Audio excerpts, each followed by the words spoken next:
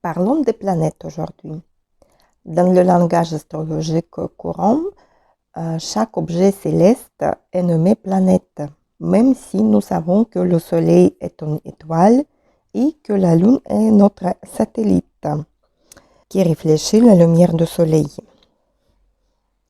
Comme la Terre est notre point d'observation, elle n'est pas représentée dans la roue du zodiaque. Elle est au centre du thème astral. Nous sommes sur Terre et nous observons la voûte céleste. Par contre, nous pouvons observer la Lune. Elle est donc représentée dans la roue du zodiaque. On relie les planètes au jour de la semaine.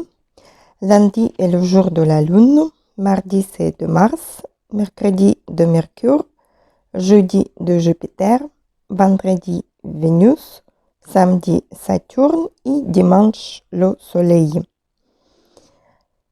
C'est pour ça, dans l'astrologie orientale, par exemple, dans l'astrologie védique, on utilise que ces 7 planètes. Dans l'astrologie occidentale, on connaît maintenant les nouvelles planètes découvertes comme Uranus, Neptune et Pluton qu'on utilise. C'est pour ça, en astrologie occidentale, on parle des 10 planètes. La mythologie des planètes vient de mythologie romaine, qui est en grande partie inspirée de la mythologie grecque, qui est la plus ancienne. Les dieux romains qui ont donné leur nom aux planètes de notre système solaire sont donc souvent les mêmes que les dieux grecs, sauf que leur nom change. Au départ, il existe Chaos, qui engendre Gaïa, Terra, la Terre, qui engendre seul un être égal à elle-même et capable de le couvrir tout entier. C'est Uranus, le ciel étoilé. Perpétuellement uni à Gaïa, Uranus engendre sans cesse de terribles enfants qu'il craint et qu'il hait. Il les tient enfermés dans la scène de la terre et ne le laisse pas montrer à la lumière. Étouffant, Gaïa conçoit une ruse pour se délivrer. Elle crée l'acier et en fait une serpe qu'elle donne à son plus jeune fils Cronos ou Saturne. Celui-ci l'utilise pour trancher le sexe de son père, Uranus. La terre et le ciel ainsi séparés permettent la création du temps. Tombé dans la mer, le phallus d'Uranus la féconde, et de sa blanche écumée naît Aphrodite ou Vénus, déesse de la beauté et de l'amour. Il s'ensuit une lutte entre Uranus et Cronos ou Saturne. Cronos libère ses frères pour l'aider à vaincre leur père. Uranus prédira à son fils Cronos une trahison de la part de ses propres fils, tout comme Cronos a trahi son propre père. Pour éviter cela, Cronos choisit de dévorer chacun de ses enfants. Leur mère Rhea, ou Cybèle, sur le conseil de Gaïa, finit par cacher Zeus, Jupiter, un de ses fils, qui sera élevé en Crète par une chèvre. Elle lui substitue une pierre émaillotée que Cronos va avaler. Il la rejettera avec tous ses autres enfants, après avoir bu une boisson vomitive que Zeus s'arrangea pour lui donner. Une fois la guerre terminée, Zeus et ses 2 frères aînés, Poséidon, Neptune et Hadès ou Pluton, se partageront l'univers. Le premier s'appropria le ciel, le Zeus, le second Neptune, la mer, et le troisième Pluton, le monde souterrain. Zeus épousera successivement ses 3 sœurs, donc Héra, Junon, avec qui il engendra Arès ou Mars, et qui restera sa dernière épouse, plusieurs fois trompée. Mais avec l'une de ses nombreuses conquêtes, Maïa, qui engendra Hermès, Mercure. Voilà l'arbre généalogique des planètes astrologiques selon la mythologie romaine. Au niveau astrologique, au niveau symbolique, la structure du système solaire nous renseigne sur la fonction des planètes. Le Soleil est notre nature, notre âme. Il est au centre de tout, de notre système solaire. C'est ce qui rayonne, ce qui illumine, ce qui réchauffe et attire. Le Soleil symbolise ce qui nous anime et qui nous permet d'être vivantes. La qualité et la force de notre rayonnement influencent les autres caractéristiques de personnalité.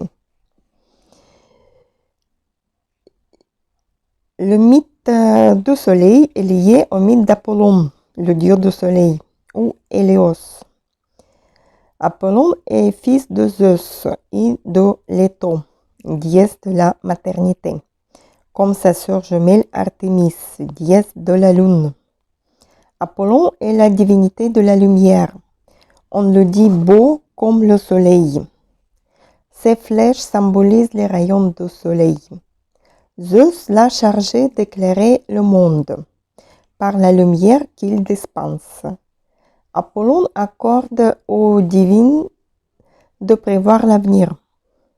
À Delphes, il fonde un sanctuaire où une prêtresse, la Pythie, prédit l'avenir.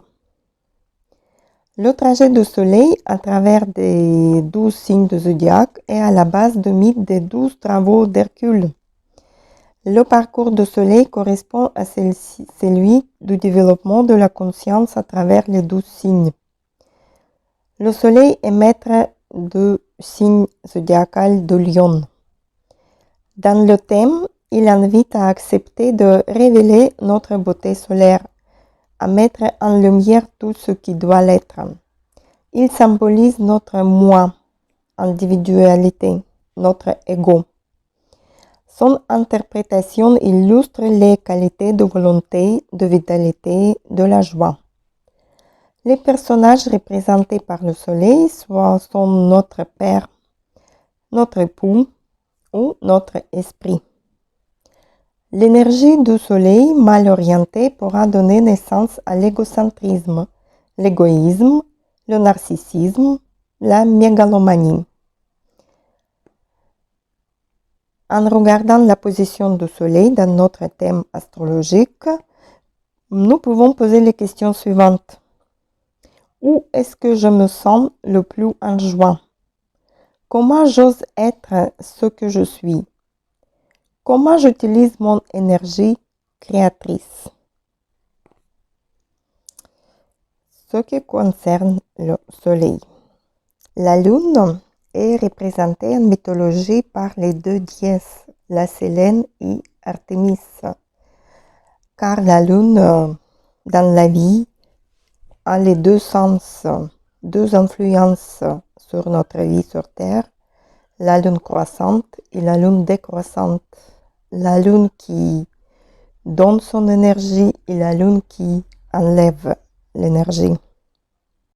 Elle est reliée à Sélène chez les Grecs et Luna chez les Romains, la sœur d'Hélios, du soleil, d'Apollon. Artémis chez les Grecs et Diane chez les Romains est la déesse qui est sœur jumelle d'Apollon, aussi dieu du soleil. Artémis est aussi la déesse les chasseurs et les archers. Elle préside à la naissance et au développement des êtres. La lune est le maître du cancer.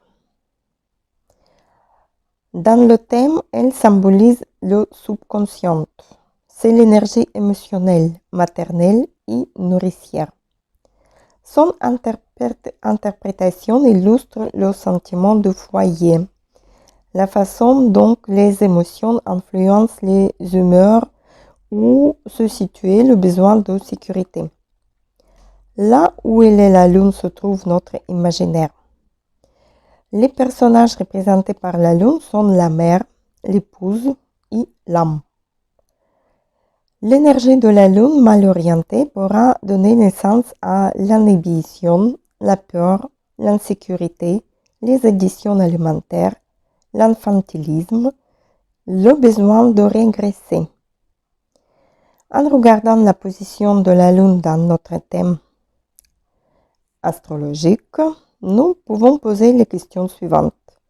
Quels sont les automatismes qui me maintiennent dans ma zone de confort? Comment est-ce que je laisse vivre mon enfant intérieur? Qu'est-ce qui me nourrit? La lune symbolise nos émotions. Comment nous percevons la vie? La lune capte une partie de la lumière et la renvoie vers nous. Dans la prochaine vidéo, on parlons des planètes telluriques, les planètes de soi, expression de la personnalité, Mercure, Vénus et Mars. À bientôt.